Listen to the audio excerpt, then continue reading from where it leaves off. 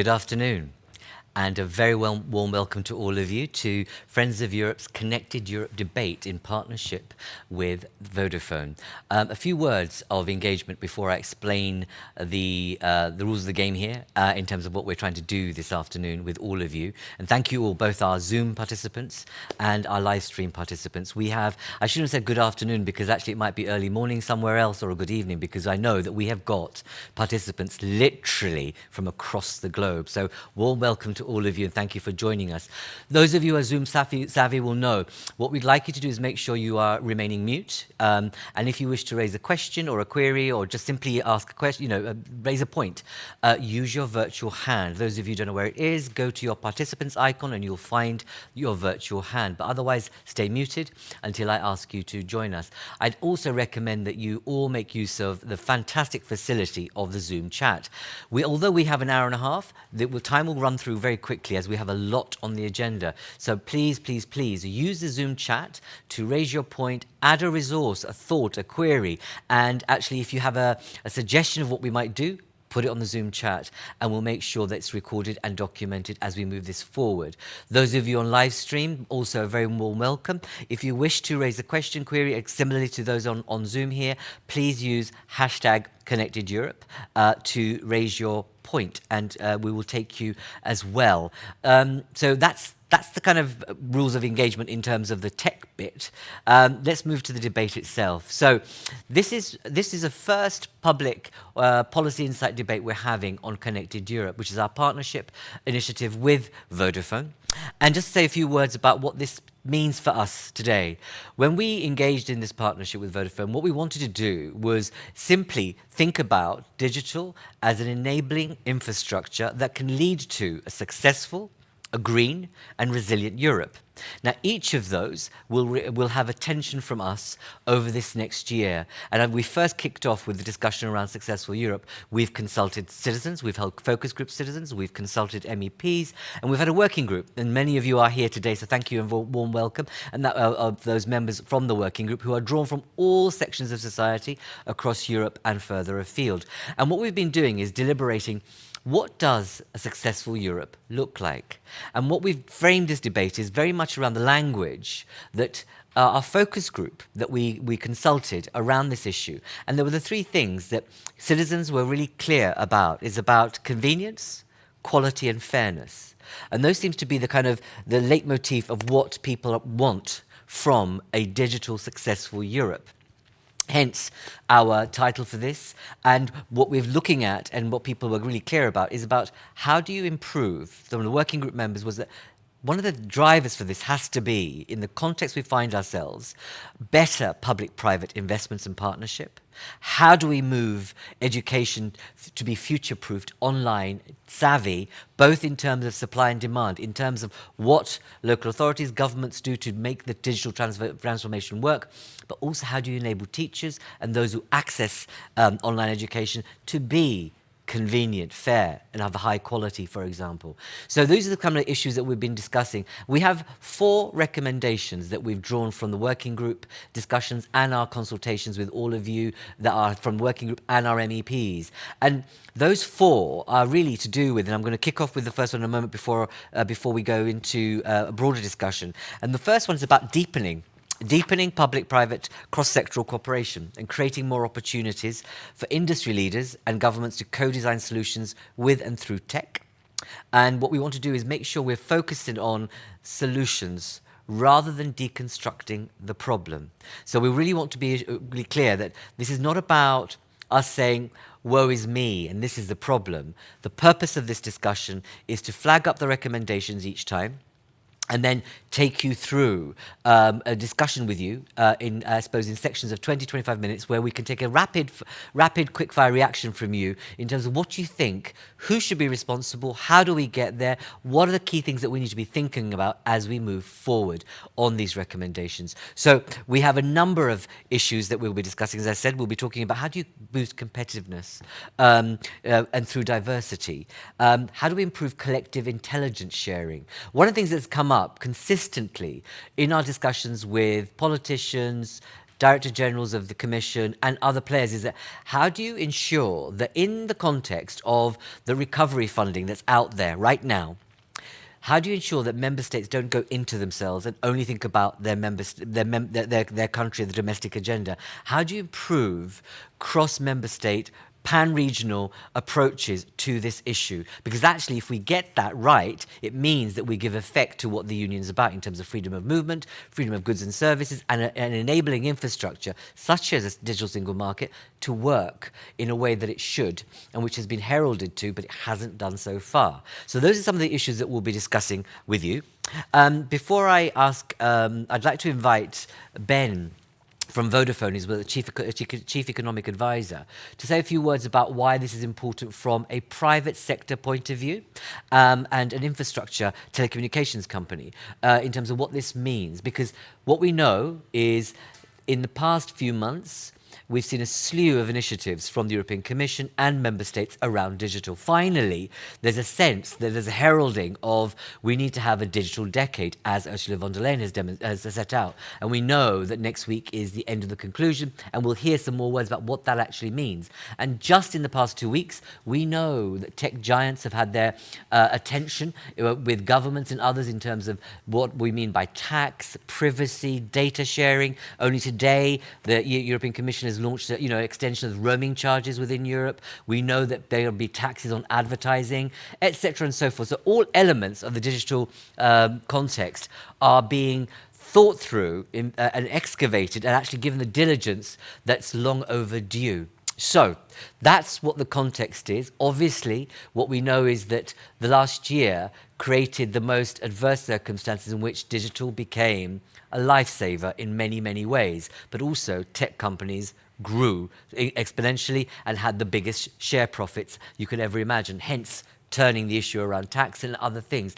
Also, very importantly, and I'm going to, before I invite Ben, one of the things that we need to be thinking about in the context of the recovery funding is that what we've witnessed in the past 12 months is the largest use of taxpayer money in basically saving our economies and our societies.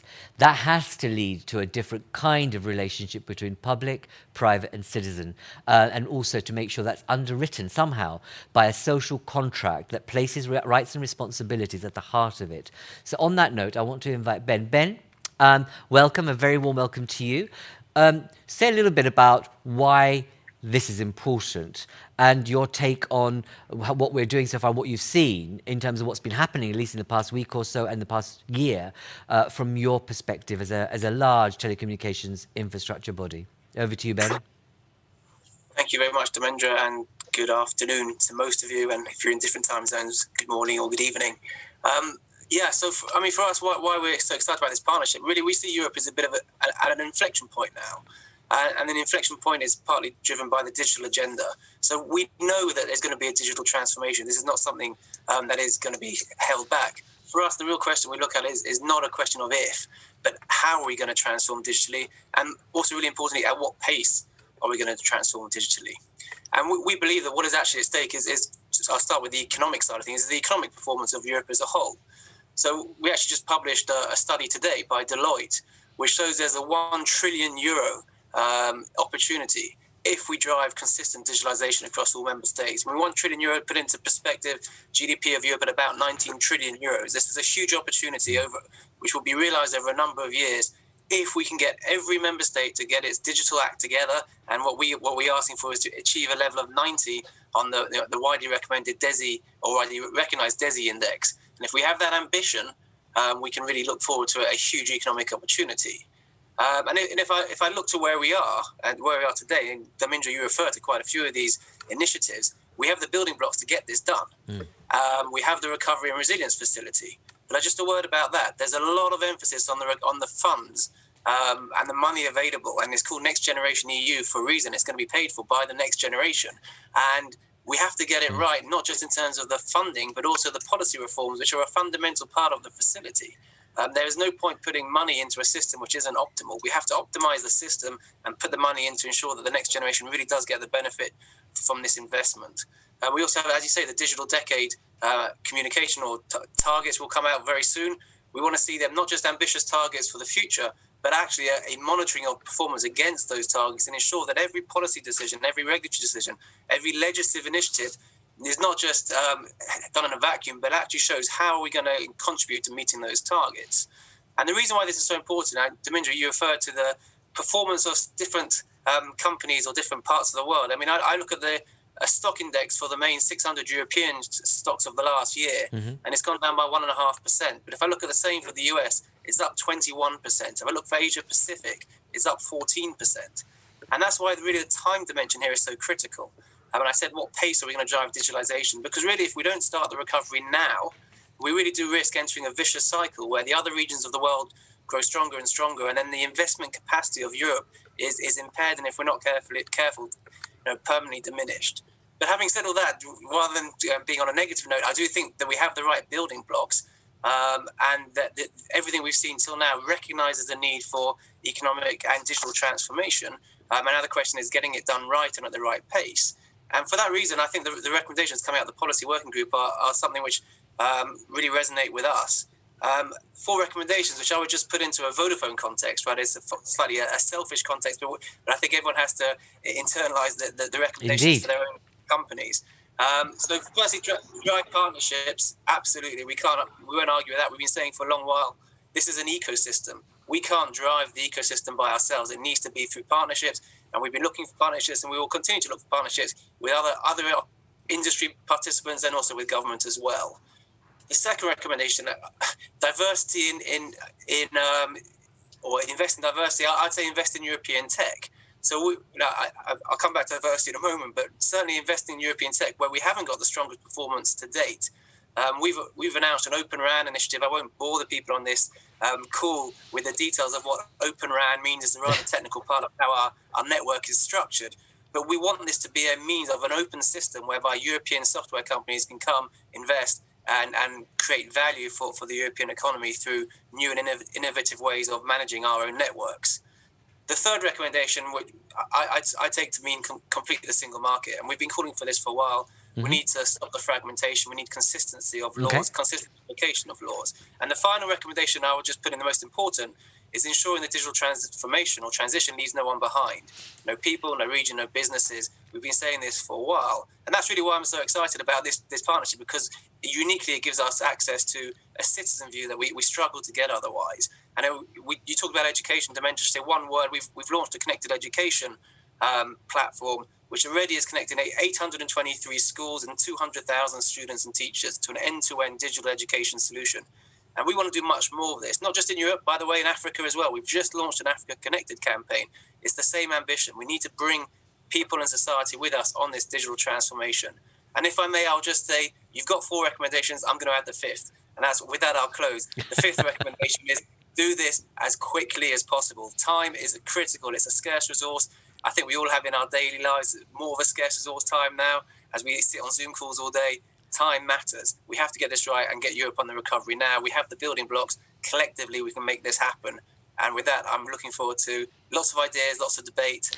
And I'm happy Ben, to continue thank you. afterwards as well. Yeah, and we'll bring you back in because, some of what you're saying, and I know I could see from the audience, people are smiling and nodding, but actually, really, is this too good to be true? There has to, where's the pinch here from the private sector? And I say that deliberately because we don't want to have any elephants in the room. But we know why we're with you. But people will want to know more broadly that, there's more of a social conscience-led approach to the private sector that's actually needed in the time we find ourselves. Now, moving to the first recommendation that we have for you, I'm just going to be put up on the slide here in a moment. There you go. Deepen public-private and cross-sectoral cooperation by creating more opportunities for industry leaders and governments to co-design solutions with and through tech. One of the things that's going to happen in this phase, where member states are pulling together their plans, is going to be the role of politicians. Especially the Parliament, European Parliament, and how they're going to really create some form of a scorecard to really judge and assess performance by member states in terms of what they're putting forward as bids. And we'll know much more of that in the coming weeks. But I want to bring in Jorge. Jorge, Esteban, are you there? I'm going to pick on people. We don't have a number of speakers today. It's going to be really calling on individuals to say what they think about this recommendation. So Jorge, what's your take on what's set out here? Too high flying, too highfalutin, too vague? What does it make sense to you? Give us your take on what you think we need to do to make it more specific, or what needs to shift. Jorge, over to you. Warm welcome to you. Do introduce yourself. We can't hear you. No, we can't hear you. Perhaps take off your connection, because we can't hear you. Okay. There we go. Yeah. Okay, so my position, I am an advisor at the Ministry of Industry, Trade and Tourism of Spain, in Spain. Yeah. And I'm working specifically in tourism, which is my activity and my point of view, my perspective. So the recommendation is broad, of course, and it's hard to handle. And my perspective is the perspective of tourism, and the perspective also of the next generation you are mentioning, and many of us may have in mind. And in that sense, we are looking actually to develop the digital, ecosystem of tourism as an activity. An activity, as everybody knows, that it's very important and sometimes neglected, because it seems to very often it comes at the end of the economic chain. And what do you think is needed now in this specific area? And if you could just speak up a little bit more, Jorge, so we can hear you very clearly, because this is the important bit. Go on. Yeah. So louder, you mean? Louder, yes. Sorry. So I was saying that in terms of the tourism ecosystem, which is my perspective, we are thinking that we need to develop the digital infrastructure, media of destinations. The destinations are key, and in terms of the destination managers being able to know more about the people, experiencing there. I'm not saying only visiting, which is part of the essential part of the tourism activity, but also experiencing. And so we are thinking how to get more information from there, where they go, when, what do they come from, what do they like to do, of course, how much they spend, and also from the point of view of the person experiencing. So how to get them to get the most of what they are doing, because we envisage a future in which we will work from home, and actually mobility will come with spare time, with free time, and in that sense, having reaching a safe and a seamless travel is key also. So this cannot be done without a true cooperation between public, private companies, everybody linked in that ecosystem, and that's very much my point. So in that sense, I cannot be more in agreement with the recommendation. And is that what you're doing? Is that what you're planning to do in Spain? As have a plan for public-private partnership to move on the tourism agenda? Indeed, yeah. And that's part of our reflection. That's part of our project. That's something we are already doing. I may say more timidly, but yes. And what do you need from the European Commission in this regard? So that's what you're doing so very briefly, what do you need from the Commission in the context of this particular recommendation? Well, in this sense, I would say that, again, from my perspective, we need, of course, the funds, we need the approved projects in a way, and we also need support, I would say, some kind of public, confirmation that it makes sense, of course. Okay, great. Jorge, thank you very much. I'm going to move to Dajana. Yes, hello. Indeed, correct. Please do introduce yourself. Yes, my name is Dajana Berisha.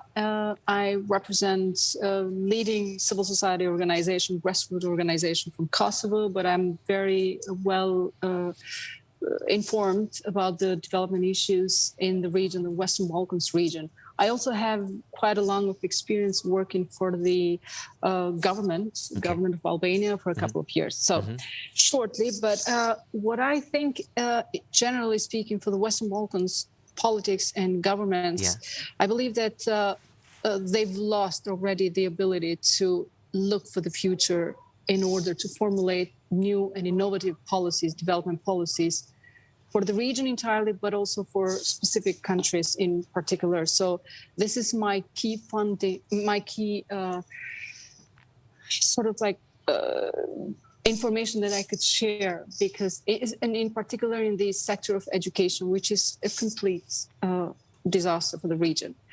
In the same time, given the situation with COVID-19 and the pandemic, we are also facing and dealing with stress epidemic, if I may say so.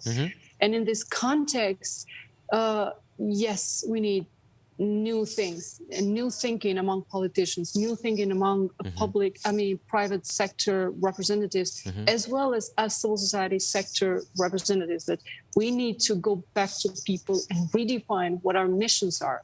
So in this sense, the cooperation between three sectors is absolutely fundamental. With regard to the educational sector, what I think, and as I've been reading and also talking to people a lot, two would be the most important skills that we need to invest and bring them the key within our curriculums, educational curriculums: emotional intelligence and mental balance. Great. Because kids and the future young people will need to deal with a lot of new challenges, new things, that in order to be prepared to handle unknown, let's say, ideas, work. Nobody knows what the labor market would be in like 20, 30 years. Absolutely. At least we can offer these two skills. We can offer kids and young people the ability to be able to deal with many, many challenges that we face in the 21st century. Dajana, thank you for that. Don't go yet, but just very briefly, right? You started off in a very depressing note, or you came out of that with that real kind of, no, it's very future focused. And actually, if Europe wants to be resilient and build out of this crisis, we know that mental health and resilience are key, as one is the problem, the other is the solution. And we need to be thinking about resilience differently and how we build it through our systems and processes. You paint a bleak picture of the Balkans, and I'm glad that we literally have got people from all over Europe, and it's good to bring you in. What's the role of, we know about the problem with the governments in the Balkans. Can the private sector step in and do something different and better? Do you have an example of that? Or is that your plea, that we need the private sector or a company that can actually step in? Just very briefly. Absolutely. Private sector is very key. I have just recently, yesterday, I traveled all over Albania to understand, to see the tourism. The tourism is dead in this place because of pandemic. So that's where private sector, together with the government and civil society, can interfere and come up with some new innovative aspects. All right. Thank you. So those of you who have any ideas of private sector companies that are working in the region or who would like to invest, let's just kind of share some information so we can move this along. I want to bring in Franz. Franz Klejak? Are you there, Franz? Hello? Would you introduce yourself and take yourself off mute? Can you hear me, Franz? I don't think you can. Okay, let's go to Velibor. Velibor? Are you there? Bošković? Yes, I'm here. Hello. Don't worry. How are you? I'm fine, thank you. How are you? Very well. A little bit extremely busy these days, but anyway, I'm fine. Thank you very much. That's very good to hear. Good to hear. Thank you for joining us. What's your take on this recommendation? What's your vantage point about what are the specific things that we need to put underneath this for this to happen? Well, to be very honest, it's difficult as you may all know, I'm coming from Montenegro, which is still not a part of EU, and we are pushing hard to reach all the standards, to reach all the EU goals and the EU regulations, so that we could become a full member state of European Union. So for us, it's always difficult when we tackle this issue of cooperation, and since we have been dealing with with the different system so far. So cooperation between private sector and government is still not how to say, on a level that we all want, because new technologies, as we all know, provided us so many different opportunities to actually cooperate together, to work together on the same goals. But in my country, we still have not used this on a sensible level. So my opinion is that a lot of possibilities that we have now these days depend mostly on the leadership and on the organizations that are leading the processes of change. So I think that we all, Europe-wide, we lack this leadership, to be very honest. So I think that all the diversification of the trends and everything that we face in the 21st century is something that actually we have not used in a right way. So we are slow. We don't, let's say, we don't accept the changes as fast as we should. And I think that leaders have the most, let's say, the most responsibility to actually provide us with the support to lead the change and to tackle all the social issues and economic issues that we Okay. What specific, I mean, Velibor, I forgot to ask you to introduce yourself. You're one of our European leaders from the Balkans. Just say a little bit, just 30 seconds. What is it you do? Well, as you know, I'm coming from Montenegro. I'm European Young Leader, Class 2020. I'm a Director of Science Technology Park in my country. So we deal with the development of innovative and startup companies, and also together building an innovative entrepreneurship ecosystem in my country. So you are part of the solution, basically, in terms of what you're doing. And what you're saying is what you're lacking is political support or public sector support. What is it, very specifically? But specifically, it's not a political support. Politically, yes, we have, but public sector support is something that we lack a lot, because still there is now not quite, let's say, there's not quite enough energy and willingness to actually create the change between the public and private sector cooperation, because so far these two sectors were totally, let's say, separated.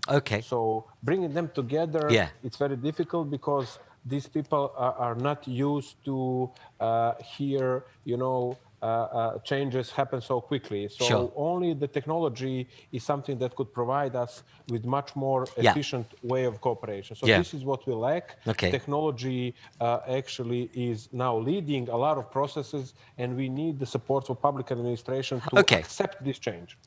And thank you very much for that. And you speak to that point really that Ben was making earlier on, is that we might kind of in Western Europe kind of really jump ahead and kickstart all of this and really become more connected and do all those things, but we'll have a region as a neighbour that's completely left behind. And one of the things is how do you make sure that doesn't happen? And it's clear that you have you're part of the ecology for the successful both in terms of innovation but tech-driven solutions. But I hope that it's clear that what we're suggesting here as a recommendation is the right one, but actually we need to think about how we make that happen, especially in a regional specific context. Thank you very much. I'm going to go to Danae.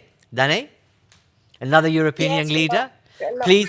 Hello. I'm well. How are you? I'm not a young European young leader anymore. I'm a 2013 European young leader. That still makes you young, Danae. So carry on. Yes, of course, please, always. Please tell the audience. I know you well, obviously, but tell the audience what you do.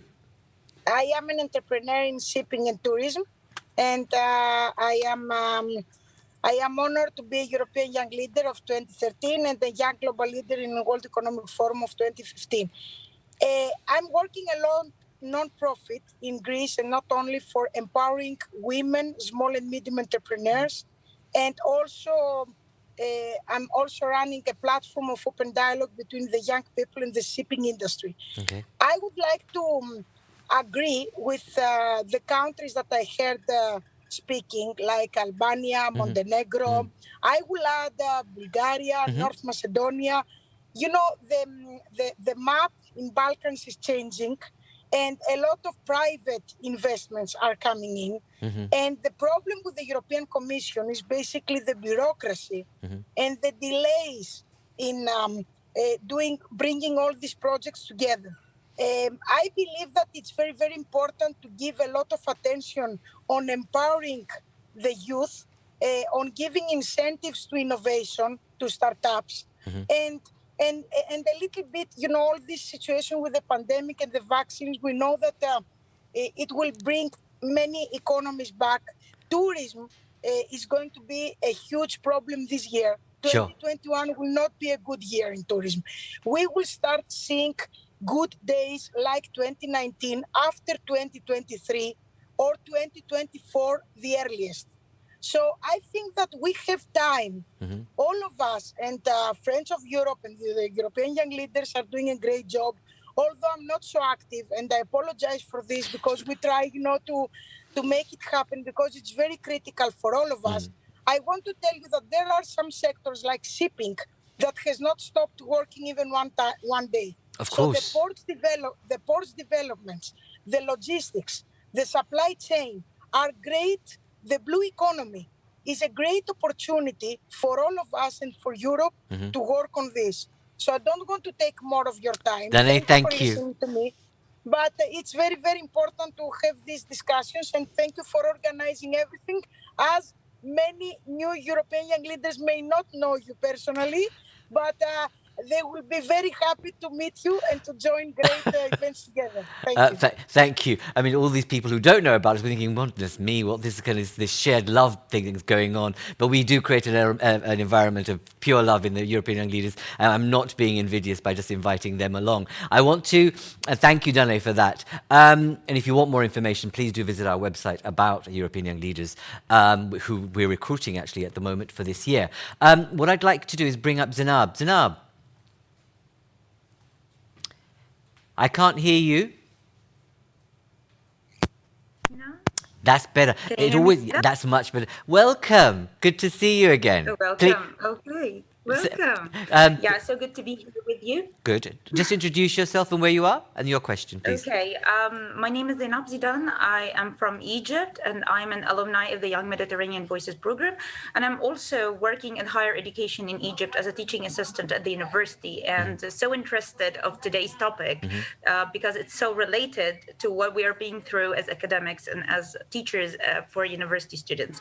And two things that I've noticed from the discussions that people speak about the digital transformation and the transition, and even in the next upcoming period, especially this year as well, is not going to be an easy one. No. And one thing I would like to highlight is that, and from my experience here in Egypt, is that digital literacy is absent, not only for students but also for teachers.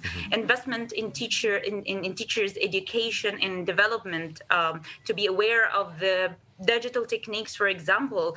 I think like last year, it took us a longer time to adapt to the digital platforms, even before the students do. And during examinations as well, to make students adapt to the examinations that has been processing online. It took them longer times.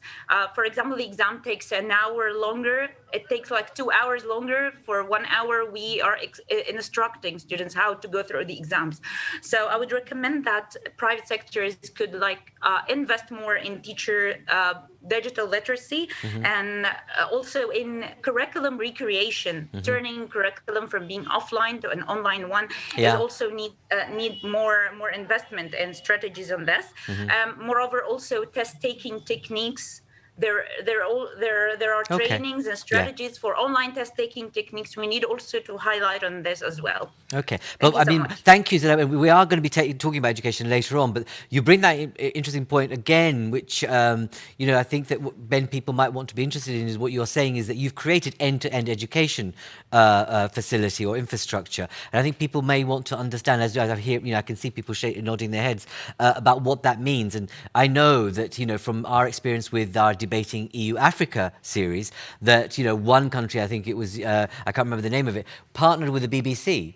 And basically, BBC education online services were actually provided during the crisis so that kids wouldn't miss out. But the point you make, and the one that we mustn't lose sight of, is that how do you enable the teaching capacity, i.e. the teacher's capacity, to move online swiftly? Because without that, the games are gone now, really. And I know that's not a North African or an African issue, it's a European issue too.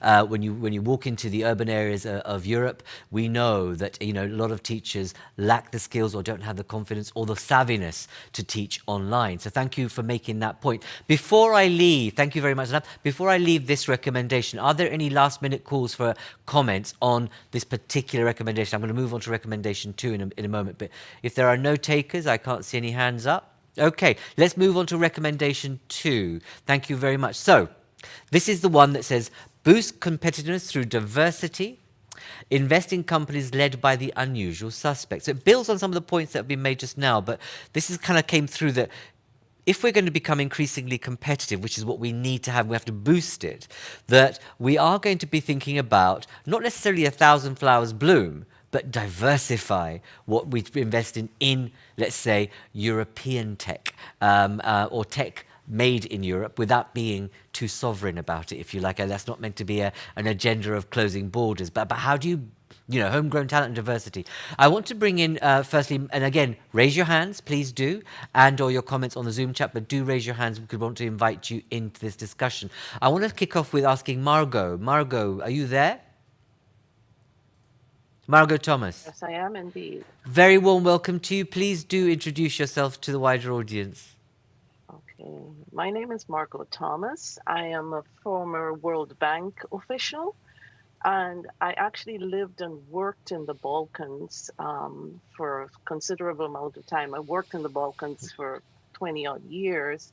So I was very much in tune with the EU neighborhood and led a lot of private sector development programs from that perspective. In my current role as CEO and founder of Women's Economic Imperative, following my work on women's economic empowerment for the UN Secretary-General's high-level panel, I would like to bring into this discussion diversity from 2 angles.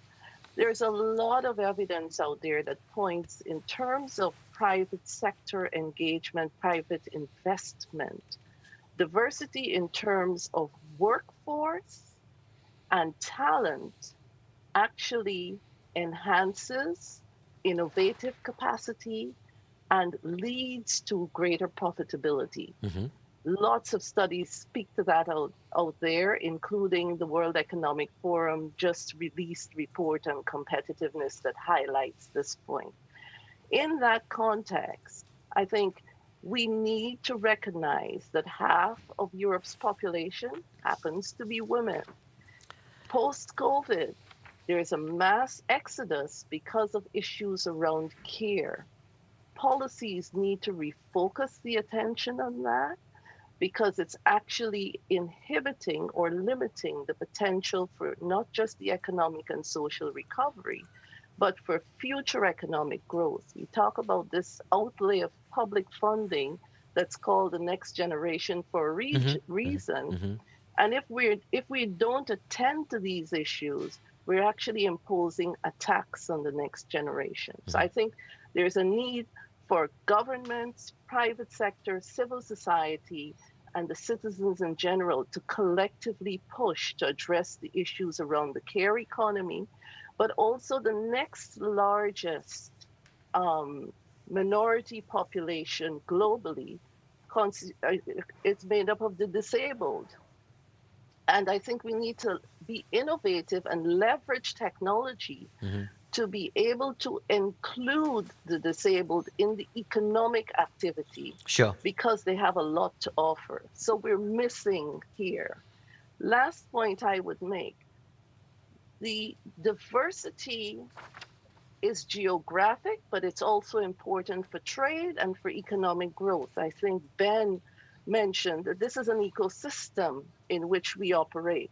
But the ecosystem is not just within Europe, it's global. Mm-hmm. The nature of our world has sped this up or emphasized it. And therefore, access to markets, being able to tap into the non-unusual or different markets requires a focus on diversity for business and economic reasons, but ultimately for the benefit of all. Sure. Margo, thank you very much for that. And so I just wanted to just press you on one point. I mean, all the points you make are absolutely understood. What we need to do is think about the how. But from your perspective, you've been at the World Bank, as you said, you've interacted with a lot of multilateral institutions. Can you say, are they up to the job of what you're describing at the moment? Without obviously jeopardizing your funding or your relationships. Oh, no, not at all. You're asking if the multilateral institutions... Are they up to the job in terms of this agenda? Because part of what regions do rely on multilateral institutional action as well as funding. And from your perspective, because Europe, whilst it's one of the largest or fourth largest economy, it's got, as we heard yesterday, that it's got the world's largest emissions trading system. And that's boosting at the moment. It's phenomenal. Will be impacted by global dynamics and multilateral institutions. Are they up to it from your perspective in terms of this agenda and what you're describing? In a short word, I would say yes. Okay. And it's not because I've worked in the system. Right. Nothing is perfect. Mm-hmm. But just look at the COVID response and recovery and the leadership role that institutions like the IMF have taken in pivoting to adapt their approach to looking at resilience and recovery. Okay, yeah. Who would have thought pre-COVID that the IMF would be working closely with the World Health Organization to assess economic resilience in the economy it governs and looking to work at solutions. Mm-hmm. So I think there's capacity out there, but what I want to emphasize is that the governments and the policymakers need to be prepared to act quickly themselves. Okay. Multilateral institutions only provide support. They can't make those decisions for the country. Margo, thank you very much. I want to quote one of the people that was participating in our focus groups, on this agenda. She says, and it's Marina from Spain. She says, I think the EU plays an essential role in making sure there's access to technology for everyone, and there are no sectors of the population that are left behind. At the heart of that is that nagging issue about should tech or digital infrastructure be a public good? Should it be a public good, then how do we fund it and how do we make sense of it? Something for you all to think about. On that note, I want to bring in Philip Lowe. Hello, we just need you to unmute.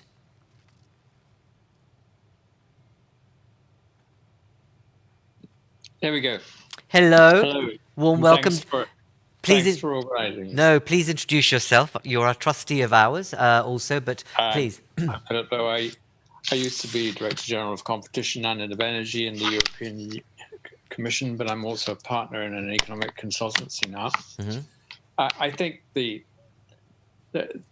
everything which has been just said about diversity implies to inclusion of all sectors of society in taking part in taking advantage of the opportunities ahead. Now that's very good from a number of points of view. Everyone probably can get the message that it makes sense for us collectively in Europe and elsewhere to invest in. But Philip, I feel there's a but coming. Is there a but coming? Go on, come to your but. There is a but coming. Yeah. Interconnectivity, interoperability, all these things are very, very positive. Yeah.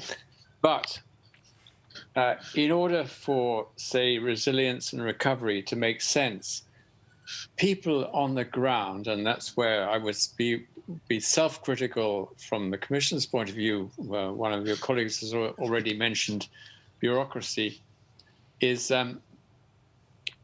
the need to be as close as possible to what people feel are their needs on the ground, and to protect, to give them the sense of protection as well as openness in what's going on. And there, one can see great advances in terms of sharing of responsibilities, sharing of knowledge, and also providing funding.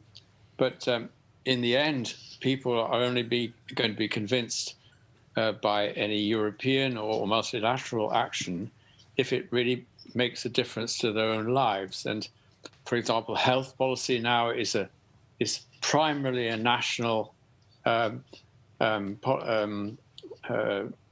task, certainly in Europe, but elsewhere. So if we're going to propose something for the future to increase more, to help people on the ground, we have to actually have a lot more openness in our on the conditions which we impose on the use of, for example, European or UN funding. If the conditionality is too strong, if we're too ambitious, without taking into account what's happening in Greece or Albania or in Finland, etc., we will bog ourselves down in arguments as to whether there shouldn't be more strict conditions, more harmonization, and that leads inevitably to delay and lack of delivery. So I would just simply plead, maybe you think this is wrong from the point of view of a commissioner and official, but the tension is there. Yes. That if we are not open in our view about what's needed and when we're not close enough onto the ground, yes, we're going to end up with disappointing everyone. Philip, thank you. Point well made. And what would be useful to hear from, I think, not necessarily now, but the reflections from you, is that given you were a Director-General, and so you've been at the heart of it, that when you fast forward and look at the Commission now, whether you feel that the capacity is there to do what you're describing also. But I'm not going to put you on the spot on that question right now. But I take your point of pragmatism and don't clog up the works for, don't let, good, what's the phrasing? Don't let perfection be the enemy of good to a certain extent. And perhaps we need to be thinking more along those lines. I just want to say, if you want to come in on this particular recommendation, please do put your hands up. Well, Zofina?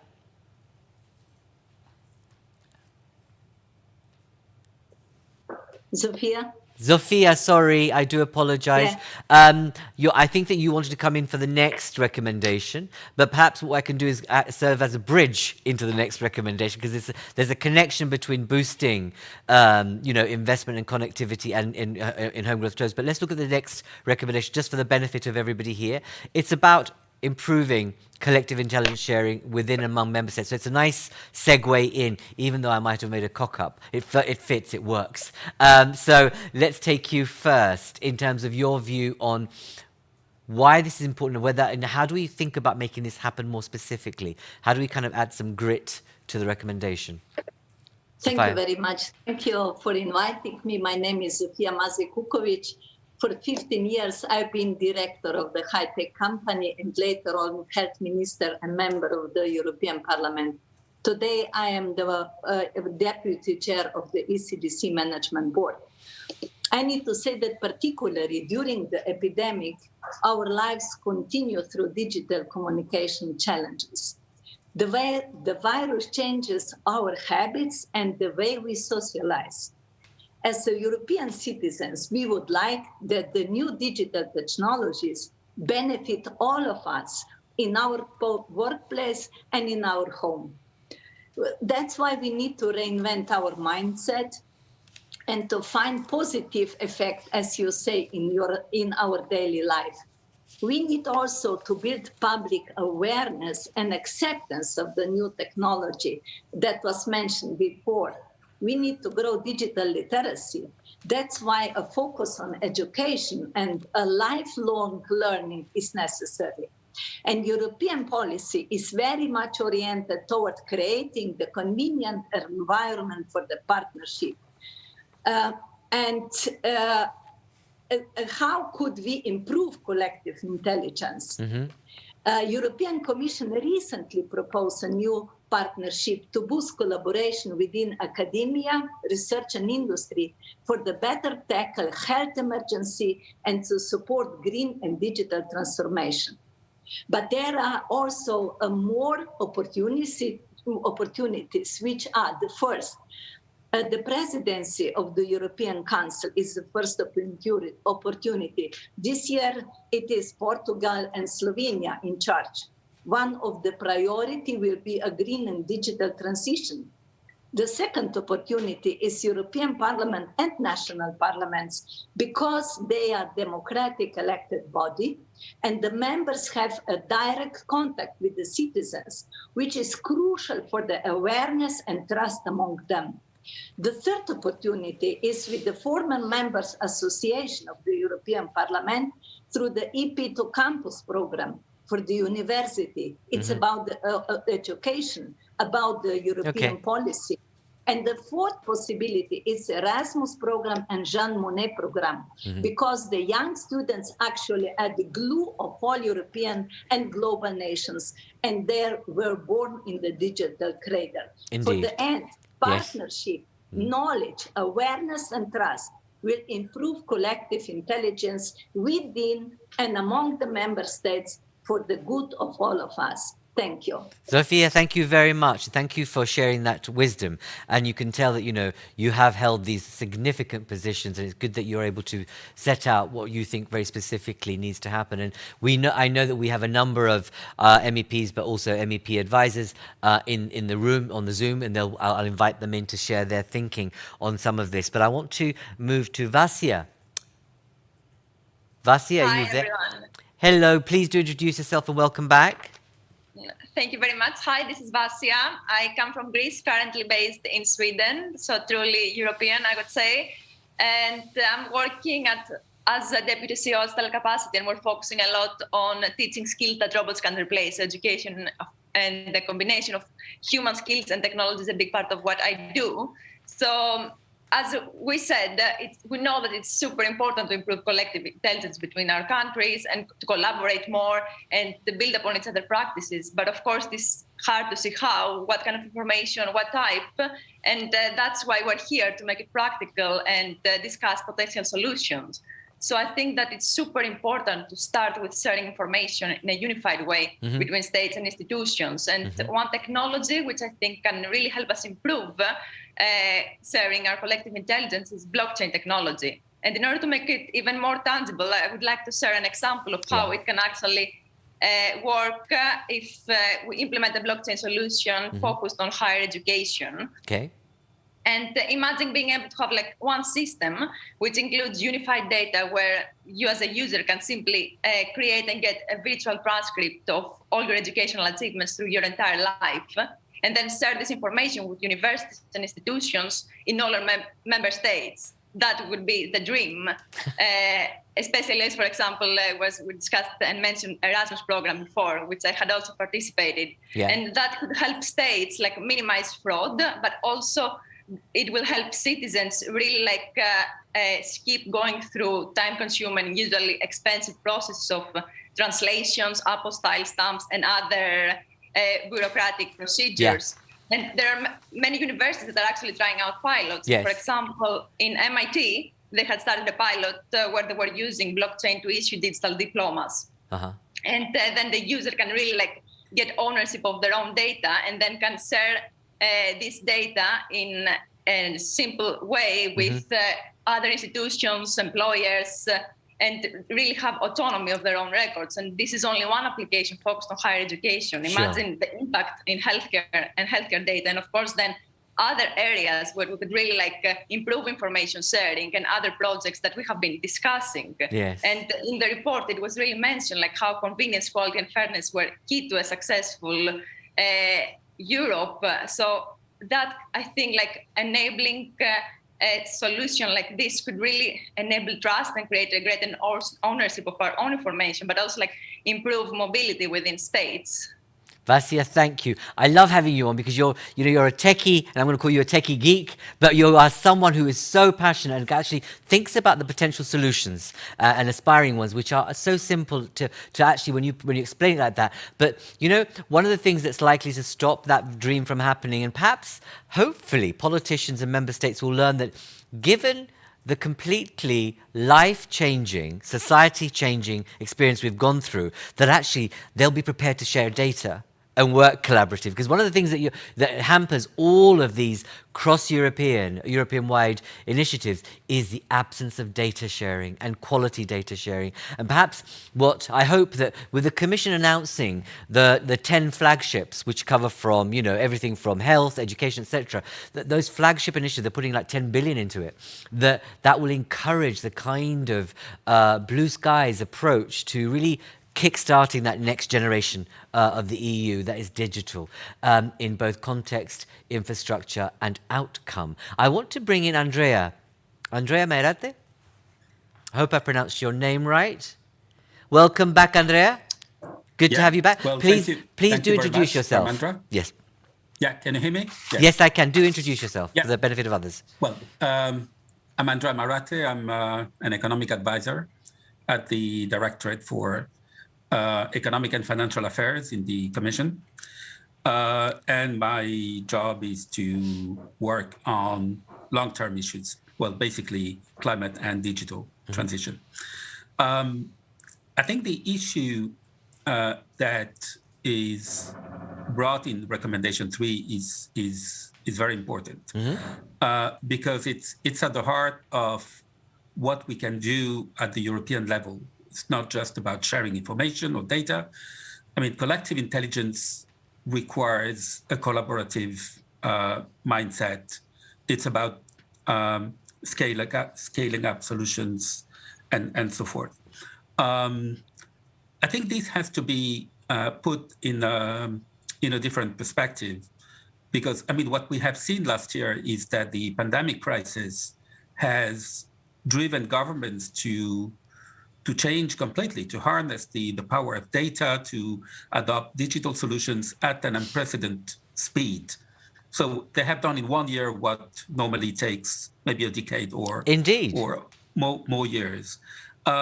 So I think, and we have new forms of collaboration which have emerged between the public and private sector, and also for the public good.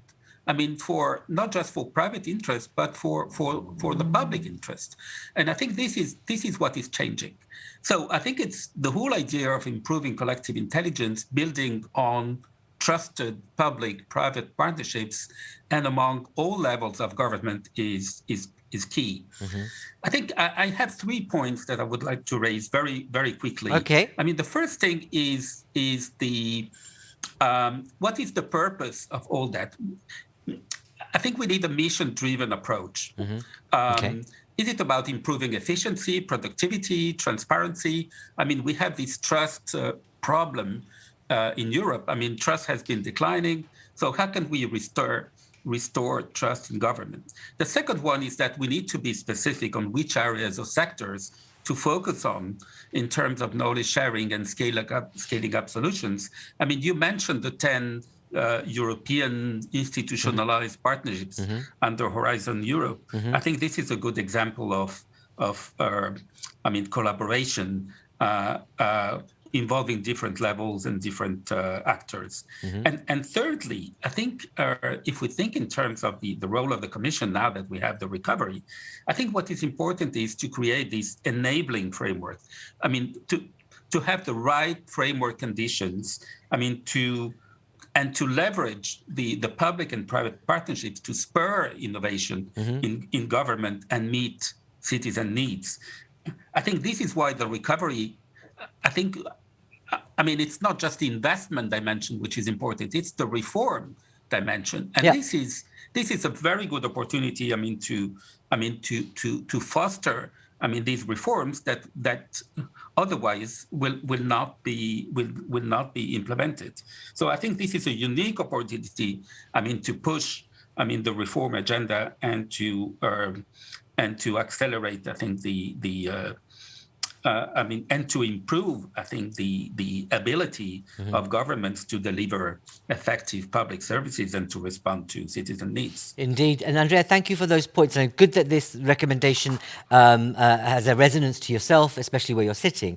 But I suppose the issue for us is, as ever, politics. And there's something about how I suppose the European Parliament doesn't necessarily hold feet to fire, which I hate that phrase, but making sure it plays that role of accountability and is enabled to do that by actually standing up very clearly that some of these issues around what the outcome is of this transformation, which is to create a more resilient Europe, a more inclusive Europe, for example, and a greener digital Europe. So we know what the kind of end goal should be. It's about making it happen. I think that what I referred to earlier about having some form of a scorecard, which I know some politicians, I know that in the RFF there's a facility for that, but you need to make that happen quickly and now, because what we've just seen in terms of the 5G rollout, we now have an audit because actually member states are not playing the same game. They're not playing the same game with regard to privacy, data, etc. And so there's a message in here that actually have people really learnt the lessons of the past 12 months? And I just pray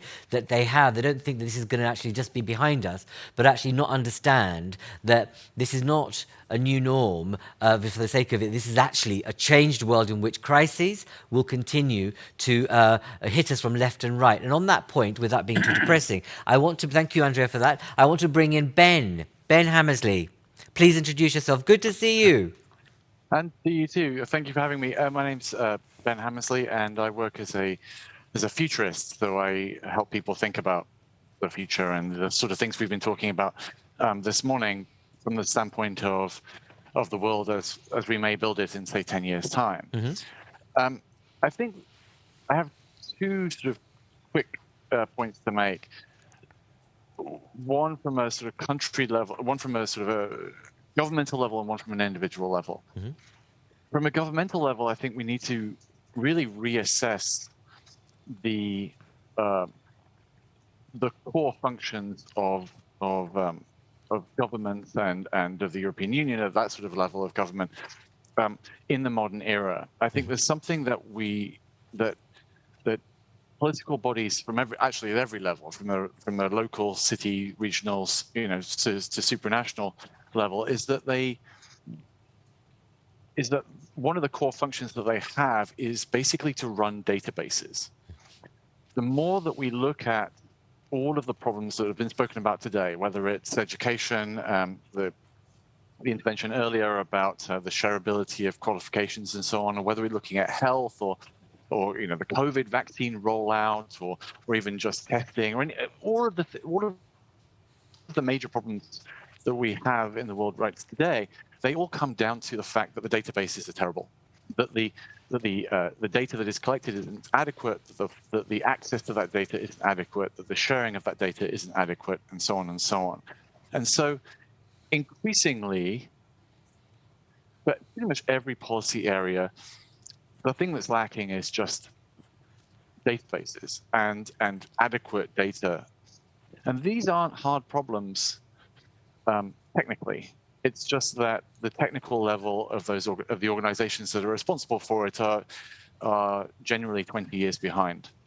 And so there's a technical problem. You need to get everybody up to speed with what's possible technologically. And the second problem would, of course, be the political, social acceptance of having these databases. And that brings me to the second issue, which is around the personal relationship to data. And this, I think, comes down to a language problem, which is that we don't have enough words in any of the European languages for data. Mm. Because we talk a lot about, for example, personal ownership of data, the ownership of your data. Mm. This is an insanely faulty premise, because the vast majority of data isn't something that you can own exclusively. It's really, in fact, what it actually is a description of a relationship. It's a description of a transaction rather than something that is solely yours. So yes, there are certain types of data, as in your own innermost thoughts and feelings, your own personal preferences, those sorts of things, which are yourself and can be kept private. But there are other types of data which are inherently not private and inherently not ownable, and in fact are co-arising within society and therefore become a public good just by their existence. And that can be literally everything from sound levels in the environment, or environmental data, or it can be your own aggregated, anonymized data about the amount of foot traffic in the street, or the amount of car traffic in the road, or health data, or vaccination data, or all these sorts of other things, which are data that are trade data, which is derived not from an inherently private, personal, and intimate experience, but instead derives from interplay between people, that comes out of relationships. And so because of this, it's incredibly difficult, because of this fact that we don't have the language to talk about data. We only have one word, usually. Anytime anybody talks about data, we always go down this trap of we can't have databases because data is private. We have to have control of our own data because data is private, which hamstrings us completely when we're thinking about data in terms of public health or trade or education or so on. And so we need to invent new words for different types of data, and we need to, at the personal level, re-educate ourselves and think more deeply about what data is. The data around your educational achievements or your career achievements are not private. Because if they were private, they would be irrelevant. They'd be impossible and wouldn't be useful. Indeed. And so we need to reassess these things both at a corporate level and at an individual level. Ben, as ever, I'd love to have you standing in front of the College of Commissioners and say that you are simply a database, and you don't have the technology for sharpening your database, and you need to think differently about what ownership means. Brilliant. We need to write an article that we need to put out everywhere. Zofia is holding something, absolutely. So I think we should definitely have an article from you, because I think it was extremely thought-provoking, and you reduced it in an important way to simple concepts. And perhaps it's what we need to do in terms of this report that we're producing, is to really harness that simplicity of analysis about what is really going on and what do we mean about data. And the fact that you make that point, there is that sense about what it is about a relationship, but actually, do you really own it? And some of it's most of it's actually a public good, but we need to get our heads around it. But the database issue, absolutely agree. Until we do actually have a greater trust in each other as member states, we won't share that data. But you hit at the heart of the issue there. Before I move on to recommendation 4, I want to bring in Marjus. Or is it Marcus? Have I got the name right? Is it Marjus? Yes. Marjus? Here I am. Hello. Please do introduce yourself and a warm welcome. Okay, I'm Marjus, Young Mediterranean Voices alumnus, joining from Mantua, Italy. I'm a human rights activist and a political activist. I have also been in origin, so I'm really happy to see so many people from the Balkans here. And thank you very much for the invitation. I think I've been with you for more than 20 times, I guess, since the last year. So I'm glad that you always bring these interesting topics. So I wanted to make some comments so I can give also the floor to the others to talk. I'm one of this person that think that digital technology and internet access should be accessible for free to everyone and should be considered a human right. This is what I think. And I think European policy should be focused on how to digitalize isolated and marginalized areas and how to grant it for free also for them, because I think now there are many areas also in Europe. I'm not thinking some developing countries, but I'm thinking also European countries. There are also many small towns here in Italy that don't have fast internet access.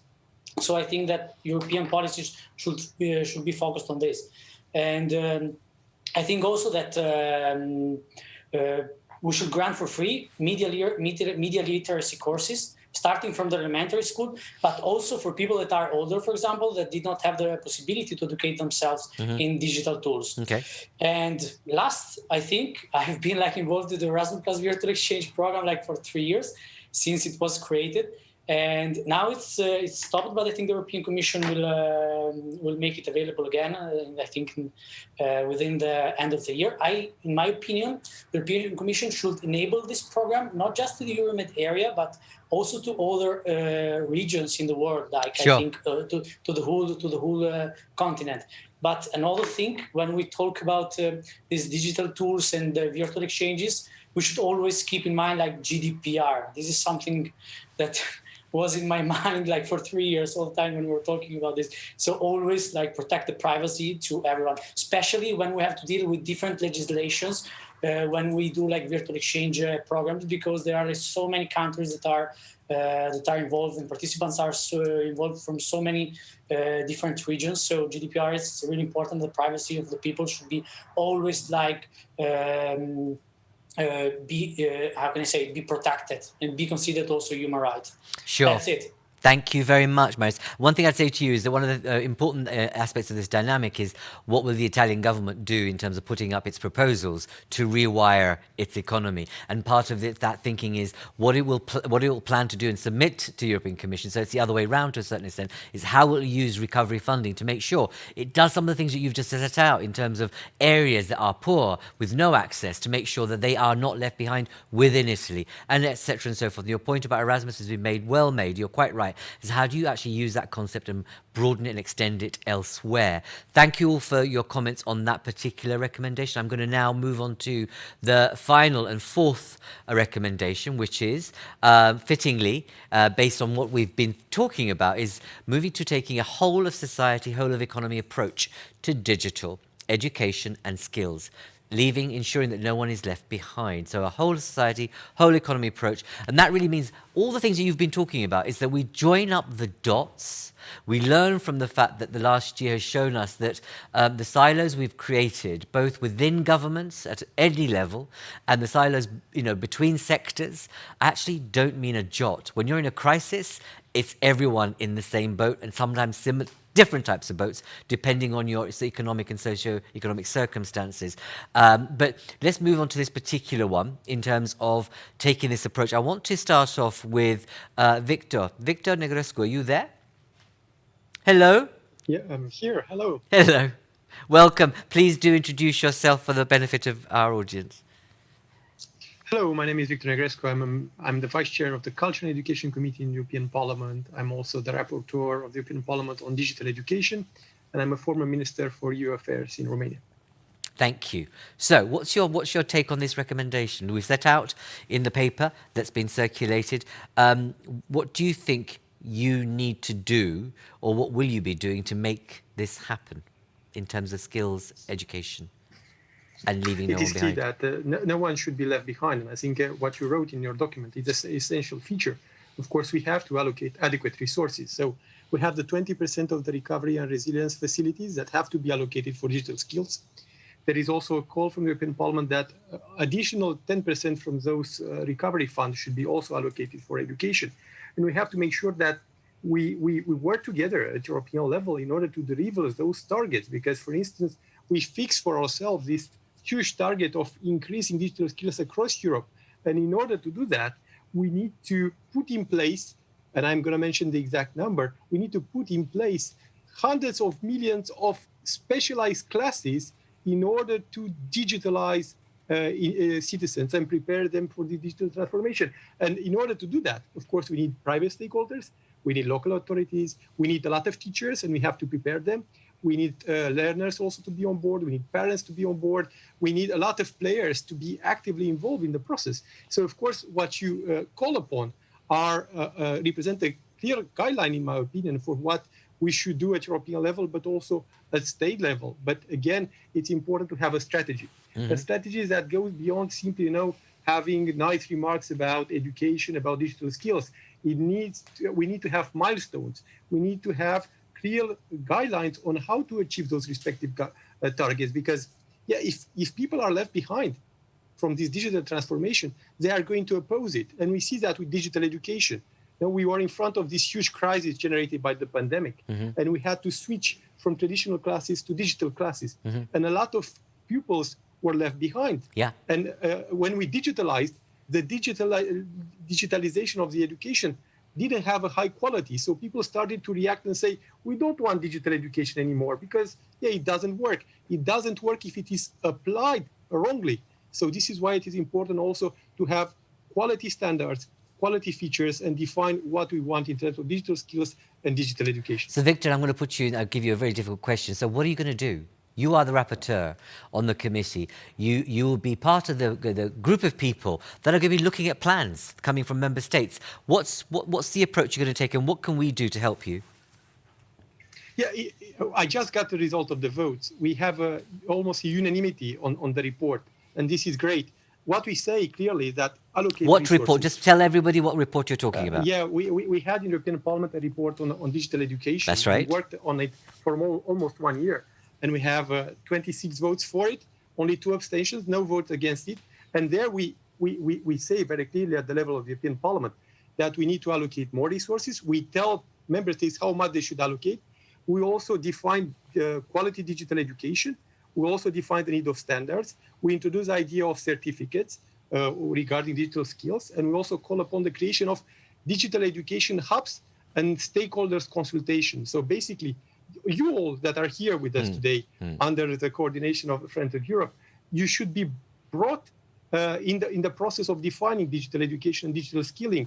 This shouldn't be decided upon only by governments. It has to be a co-creation approach that implies that everyone that is interested in education, in digital skilling, is co-designing the process. Because this was a big mistake that was committed, I think, across Europe. That we left decision makers to decide by themselves. And some of them are not even digital skilled.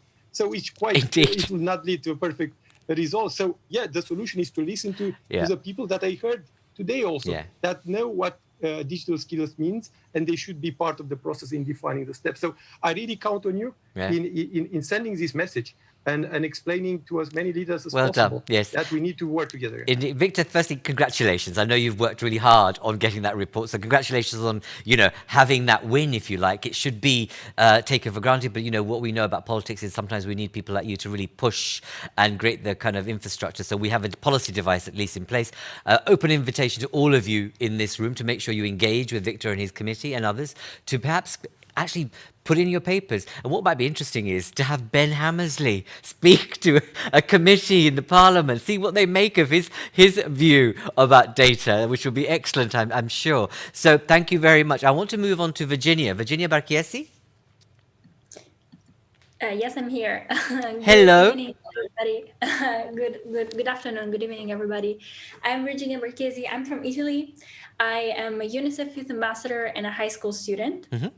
So I'm very concerned with this issue, most evidently. In fact, digital skills will not only be needed for digital jobs in the future, but for every single career. So I think it's key that digital education becomes an integral part of school curricula since the very beginning of primary school up to tertiary education. I think companies should work with ministries of education to identify the key digital skills for tomorrow's jobs. So that meaningful digital curricula can be designed at the benefit of students and teachers as well.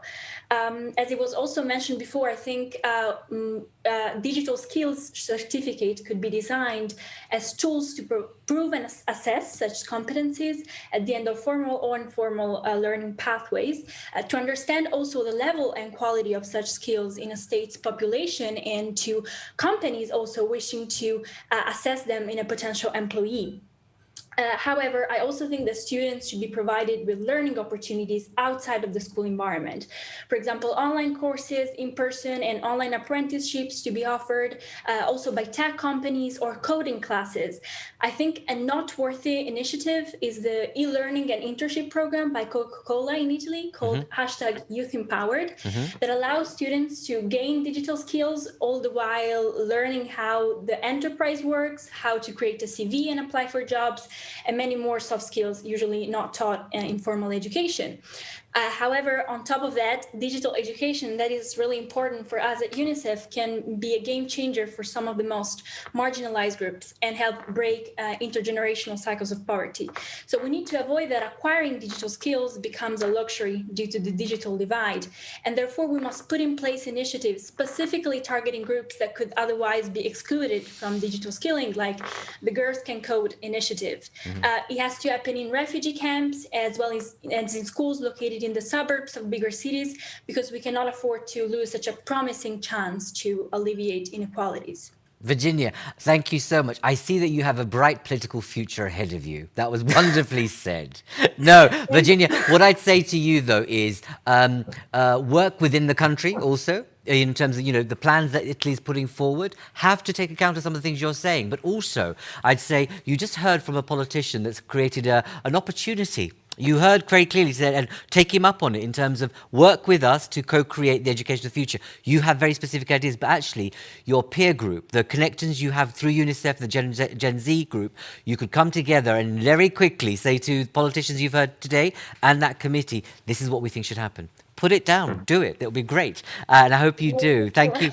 Excellent. I want to invite Ariana Ardelean. Yes, thank you. Hello. Please do introduce yourself. I'm former junior ambassador to the European Union and member of the Children's Board in Romania during the presidency of the Rotative Council. Thank you so much for having me. Right. Firstly, when you look at the EU data that shows that 1 in 5 young people lack a basic level of digital skills, and you superimpose it over the current reality, one which is deeply reliant on digital communication, it becomes very clear that digital education should be one of the top priorities of the new decade. However, the social and economic strata of the countries that compose the EU will make this task a very challenging one. Digital education has worked during the pandemic outstandingly for the category of people that already had access or the means to ensure a quality process of learning during the 21st century, while it finally outcasted those that needed the most of the most help from the state and the educational system to stay afloat.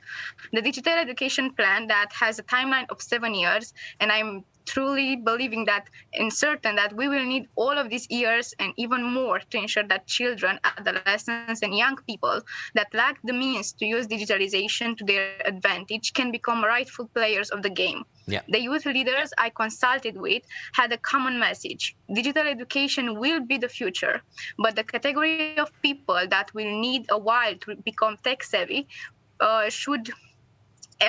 but there will be a category of people that will need a while to become tech savvy. Yes. And we should not fix what is broken for them. So we should not abandon the bulk of investments in the classic way of teaching just yet. I must stress that children like those in Romania that lack running water or electricity during school hours or at home see the next advantage of technology as being able to come to a school that has decent amenities.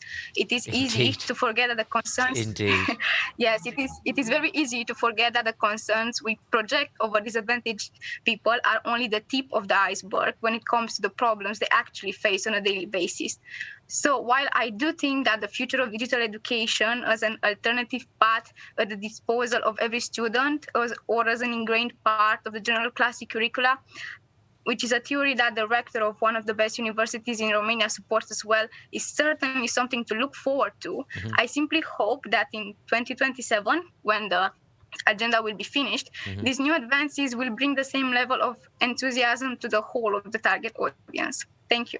Ariana, thank you. And again, just, when I hear you and Virginia and others that have been on there, there's a real opportunity here if the Commission were to think differently and outside the box to actually bring so many of you and connecting you across Europe, right, to really think about some of the solutions. It goes back to the point that was made by Andrea before, is that I hope that one of the things that comes out of this crisis is that you don't get policymakers sitting in their ivory towers for about solutions, but working with people like you and those in this Zoom audience to actually think about building those solutions, because what we've learned over the past century or so, at least 50 years, has been that we've suddenly kind of really focused on the skills that are within public institutions as being the be-all and say-all of how we should govern ourselves. And actually those times are past. And digital has been a conveyor of that to a certain extent. I'm running out of time, so I'm going to have to rush through our next set of people who would like to come in, because I also want to bring in one of our senior fellows. We have 2 senior fellows on this initiative. One is the ex-Prime Minister of Estonia, Taavi Rõivas, who is not able to be with us, but also Lindsay Nefesh-Clarke, who is with us, and I want her to reflect on what she's heard as our senior fellow. But before I do that, I'm going to be going to Patricia Frias. Hello. Hello, Dharmendra. Nice to see you. Good afternoon, everyone. Good to see you. Please introduce yourself. Okay, my name is Patricia Friels, and I'm the head of international relations at Carpla Foundation, a philanthropic institution based in Milan, in Italy. So today I'd like to share with you a couple of thoughts from, of course, the perspective of a philanthropic institution on two important topics that have been mentioned already, at least partially, by some of my colleagues. The first is the importance of data and models to design effective reforms and policies, including, of course, digital education. And the second one, rather than a thought or a remark, is more a remark about the fact that when we read about public-private partnerships, we see governments and industries addressed in an explicit way.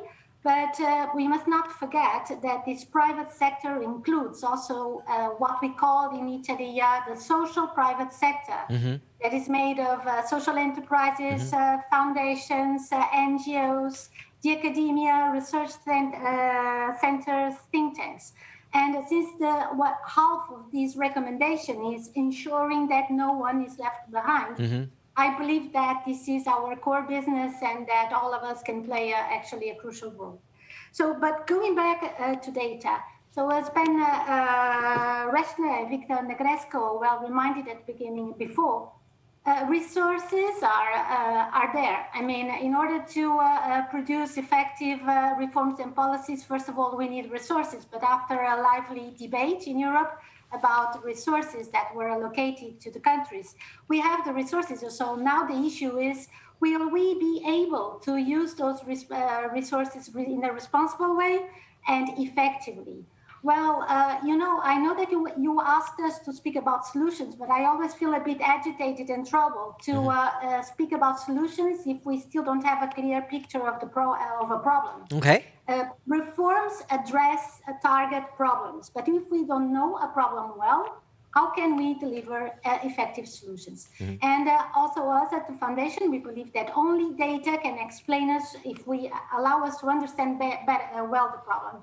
Allow me to make a concrete example that is actually included in the report about digital education and skills. A lot of people lost their jobs in the last months, and many more, unfortunately, will lose their jobs in the next months. So how can digital education and skills help those people? Do we have a clear picture of the people that lost their jobs? What kind of skills do they have? Would there be any digital new jobs that we could imagine to provide them? And so which kind of digital training and skills will they need? So if we don't have a clear picture about this phenomenon, how can we actually deliver good policies? Also for digital education, you mentioned in the report updated curriculum. I totally agree, they are necessary. But for instance, in the last months, we have been trying to deliver devices, tablets, and internet connections and licenses to the so many thousands of children that in a rich city like Milan are not able to participate to remote learning. So if we have the devices and updated curriculum, but if actually we don't know where these children are located in the city, because don't take this for granted, we needed to do a mapping in order to know where are they. Indeed. So these solutions are not deliverable. And as Philip Lowe said before, ultimately, we must make a concrete difference to the people in the ground. All right? Sure. So my final advice is that we need to have these two topics on the equation, data, and also to evaluate how reforms will be implemented and if they are in effect effective. And otherwise, rather than solving problems, we will be looking into an increase, growing inequalities, because people that will benefit from all this digital transformation risk to be the ones that have been left behind already in the past and are struggling the most. Patricia, lovely to see you again after such a long time. And thank you for those comments. You're absolutely right. And I think it goes back to the point that Ben and others have been making, is that our data is poor. And actually, it's the role of national and local government to make sure they have on their fingertips what, the levels of unemployment, the sectors that we've got this unemployment, and what's happening to kids in schools. But we need to kind of have an overhaul. I'm running out of time. I'm going to bring in Jeffrey Ruggiere, if I've got that right, Jeffrey? You're on mute. Okay, thank you so much. I think we are having a very good conversation. Jeffrey, just say where you are, who you are, and where you're from. Where are you based? Okay, I'm Jeffrey Rugare in Zimbabwe. At the moment I am currently in Bulawayo, the second biggest city in Zimbabwe, where I'm doing some work there. But welcome. I stay in Harare. So we are doing a lot of installations, solar installations. Okay. And we are also seeing that there is a gap which, if not addressed quickly as far as the education is concerned, is we are going to have a total disaster in a few years. Because almost more than 80% of the learners, they are in rural areas where there is no power. They have no access to for example, to internet, which would facilitate virtual learning.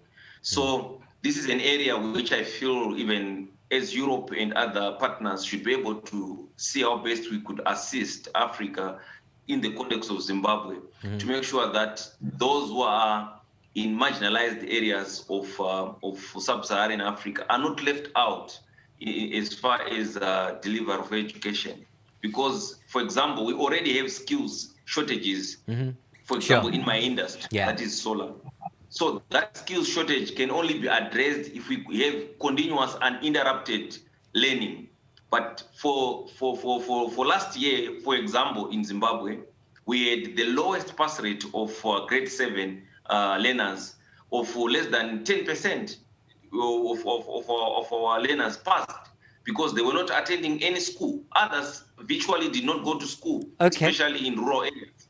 So as we are thinking about this, and as we are also looking at the recommendation number 4, which is saying we should not leave out anyone, we must also make sure that we do not leave Africa. What can also be done, maybe as my last point, is maybe we should have partnerships, or we should have schools in Europe partnering rural schools in Africa, and see if we can interchange education. It might be at primary, secondary, or university level, which could facilitate that we have a global village full of educated people. Lovely vision, Jeffrey. Thank you. And I also know you're a member of the Africa-Europe Foundation and on the strategy group that's looking at a number of things. So we are constantly connecting our work in Africa with Europe, and through you, thank you for your participation. I love your idea in the sense that, it's almost like thinking about Erasmus in a different way, that actually, how do you extend it to institutions like schools and create that learning exchange? What a wonderful idea. Perhaps it already exists, you never know. But, if it doesn't, and if it does exist, and I can see some faces nodding, please put it on the Zoom chat so we can include it. It'll be great to see. But actually, is it of the scale that will make a difference in terms of the issues? And Jeffrey, the point you make about Zimbabwe is felt in some of the heartlands of Europe, where you've got rurality, where people do not have access to the internet. The circumstances are very different, obviously, but the issue is about how do you get broadband and access at speed and convenience and equality, which is partly the framework for this discussion. I'm going to move very briefly and towards the end now. I'm going to crave your indulgence to stay with me another 5 minutes to Razvan. Razvan Fonseca? Fonecca. Have I pronounced your name? Fonecca. Hi, welcome. Please introduce yourself. I'm the UN Youth Delegate of Romania, and it is an honor for me to be able to join this consistent and complex discussion. An essential component of social revitalization after the pandemic is ensuring an inclusive and innovative digital educational process. The vocational and technical sectors of education were highly affected by this quick transformation, and the practical side of learning was in many cases left out during this pandemic period. Even in this time, students need to be enrolled in practice, research, and professional opportunities, although provided online, because this dimension of their education formation is fundamental for skills development. Recently, the World Economic Forum launched a list of 10 important job skills that will play an indispensable role in a young person's professional profile in the next 5 years. And in this context, we have to ask ourselves if our current educational frameworks provide these essential directions and redesign them according to the contemporary standards if they are lacking in any way. More than ever, the online spread misinformation phenomena becomes a security threat to democratic societies. And due to aspects such as the lack of expertise in certain subjects related to contemporary phenomena or manipulation, fake news spreads quickly and deeply affects youth's level of trust in the social sphere. Therefore, as a solution, media education should be a priority in the academic agenda. Young people with their innovative and creative thinking can contribute with vital perspectives to the efficient use of artificial intelligence in the sustainable development process, to the consolidation of democratic principles in the digital sphere, to the fight against disinformation, to the development of inclusive online entrepreneurship environments through their work in research and innovation clusters, or through social initiatives in disadvantaged communities. There is Razvan, I'm going to have to ask you to really wrap up. I'm sorry. You are again another budding politician, but you need to be brief. Okay, I need you 30 seconds. What's your final point? Young people sees in digital navigation and desire to change the world are linked, the linchpins that we need in order to move forward in a sustainable manner. Thank you for creating this platform. Thank you. No, thank you. I know, and it's also, I know it's nerve-wracking sometimes to come onto a platform like this. So a very warm welcome to you, and thank you for sharing your views. I'm now going to wrap up because I have to, and we've run out of time. I'm already 7 minutes over time. So, but before I bring in our senior fellow, Ben, you wanted to, I sort of say that you wanted to bring in a point around data sharing, and I know from, your experiences and your thoughts on it from, not only from Vodafone, but as, more generally. Ben, over to you very briefly. Thanks, Dharmendra. Yeah, so much to reflect on. Just on data sharing, I'll say one thing, and then education afterwards, if you don't mind. Okay, but you have to be brief. Very brief. Data sharing. Look, we before the pandemic, we identified there are barriers to data sharing. We moved into the pandemic. We reached out to governments and offered to help with data to sort of manage the information to control the virus. To be honest, we were blocked by US tech, and we can't let this happen going forward. We weren't able to help as much as we wanted to because of their own attitude. We need to create a European approach to data going forward. Okay. And building on what Vaz said, if you think about it from an education perspective, then extend it to the whole of the economy perspective. The value and the efficiency you can get through proper approach to data sharing cross-border is huge, and we have to embrace it as quickly as possible.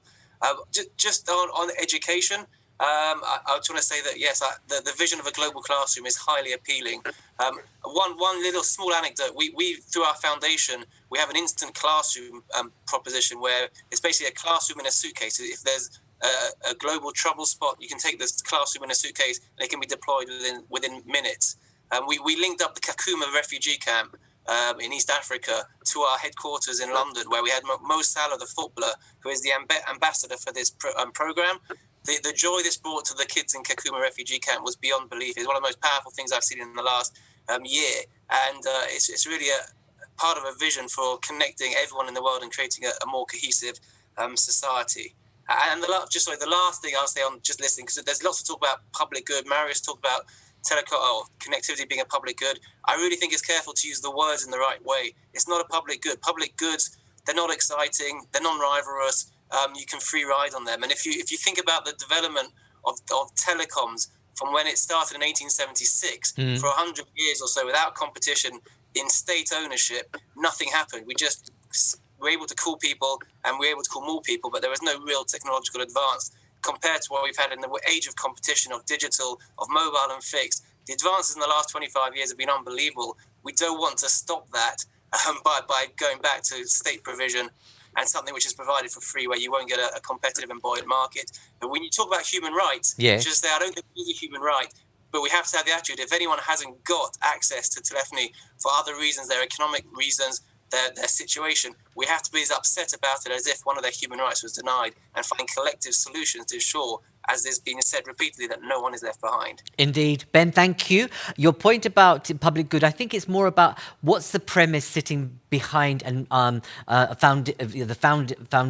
founding kind of concept of a public good for what we're talking about, because what we've learned is that because it hasn't been seen in those terms, look what's happening with the tech giants across the globe and the lack of transparency and the huge control that's there. So it's more about learning and using the principle of public good in the deployment. But I love your image of education in a suitcase. More of that, please. Let's put that out there. What a wonderful thing that many others could be adopting. If you can do it, so many others should be able to, and could be a really fast solution for many people, many young people across Europe, but also the globe. Lindsay, I have kept you waiting. Sorry. You have a tough job, and I'm not going to give you such a tough job, but share with us some of your thoughts on what you've heard. You know, you're our senior fellow here, along with Tavi, and it's important that, you know, you get the opportunity just to say a few words to reflect on what you've heard, or what some of your thoughts are in terms of how we move this forward. Lindsay, over to you. Yeah. Okay, thank you. So Lindsay Nefesh-Clarke, I'm the founder of an organization called W4, and we work to promote girls and women's digital inclusion, equality and leadership, and I have the privilege of being a European young leader with Friends of Europe. So I think I'm going to make this brief. There was a great word that came up earlier, but we didn't get an opportunity to revisit it, and it was the word scoreboard. To go back to where this conversation started, I really liked Ben of Vodafone. Ben's very, upbeat take on this. Okay, we're at an inflection point. There is this crisis, but this crisis could be an opportunity. And I think we do know what the major problems are. And I would like to congratulate everybody on the work done so far, because, distilling the thoughts and so far to these 4 points, I think could be, very, very impactful. But it begs the question that at this time when all these investments are being made, so you have the recovery and resilience facility, the Digital Europe investments. What can we do? It's a question, but it's also a plea, and I suppose it's a plea more to the MEPs in this virtual room, is to ensure that these investments are efficient, effective, and impactful, and that they take into account the recommendations. So when we talk about cross-sector collaboration, I don't think anybody in this room needs convincing that collaboration is the way forward. No sector on its own is going to resolve these issues. It's indissociably, it's linked to collective intelligence. So if we bring it to a very concrete level, if we think about the investments that are going to be made, so there's going to be this network of European digital innovation hubs. So what can we do to ensure that we're leveraging these cross-sector partnerships, collective intelligence, ensuring diversity and inclusion? I do think that we have the building blocks, to borrow your words, Ben. But I think then it leaves me, at least, and I think I want to go further with this, is so what can we do? It's not just a question of the investments, the financial investments, but to make sure that they are effective and impactful. And I'm thinking about impact investing. Mm-hmm. We know what we want to achieve. Mm-hmm. So it's also a plea, I would say, to the people in this room who actually can influence what way these things go, and also a question for us perhaps to consider together in our next session. Lindsay, thank you. Thank you very much. And, those words are fitting in terms of where we are in that... I'm just getting a bit of feedback that's gone. It's gone. Great. Sorry. Just to say that was very fitting to conclude this conversation and to go back to the scoreboard, because I know that we have a number of MEPs who couldn't be here, but their advisors are here. But very, very specifically, when Dragos Pisleri was here, when he spoke to this audience as part of the working group, and others have referenced the importance of the scoreboard, and actually asking those of us in this room and elsewhere to actually engage with that, much in the way that we heard from Victor, to say, actually come and collaborate with us, and a very fresh approach to the issue of parliamentary representation and engagement. So thank you all very much. We started with the notion of convenience, equality and fairness. And those have to be, I suppose, our anchors as we take this debate discussion forward. I want to thank you all. We have been together for an hour and a half. It shows you what collective intelligence really means. We've had young people, we've had people at the other end of the spectrum, we've had people from Balkans, Africa, all parts of Europe. It's been great. Thank you. Just shows you what tech can do. It's been a real pleasure to work with you. Those of you who would like more information on the next steps when we move on to our next pillar or cluster, which will be a greener Europe, please do visit our website and or send us an email and we can give you further information. But there you go. That's the date to mark. The 20th of April is our next big debate on greener Europe. But before that, we'll be again consulting citizens. We're working with the working group. And if you're interested in becoming a member of the working group or want to know more about it, do let us know. And then we'll be working with MEPs and then we'll come back to you with a set of recommendations on what we mean by a greener Europe. Thank you all. Take care. It's been a pleasure and a joy. Stay safe and mind your distance and see you again very soon. Bye-bye.